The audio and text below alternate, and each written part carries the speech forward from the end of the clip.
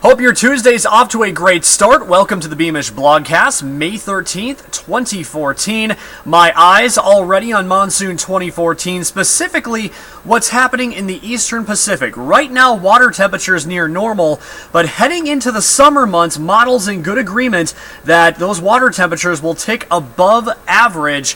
What that means is El Nino, and what that means for the monsoon could be trouble. In fact, those computer models, 71% probability El Nino develops in the eastern Pacific by July.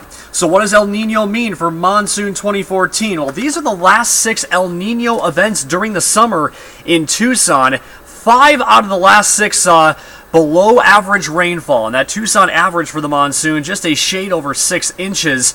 The only El Nino event that we had during the summer where we saw above average rainfall was back in 1982, so certainly it's not out of the question we could see above average rainfall, but certainly trending in the drier direction. Not good news, especially considering how dry 2014 has been to begin with. Let's talk about the forecast this afternoon, dominated by 2 features. Area of low pressure sitting over the Colorado and New Mexico border.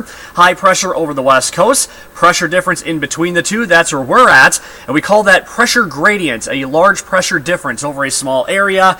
That's going to increase the winds over the next couple of days, also increase the fire danger. We do have a fire weather watch out tomorrow morning through tomorrow afternoon for all the areas shaded in red, and outdoor burning not recommended when you combine gusty winds, low relative humidity, and very parched land at the lower elevations.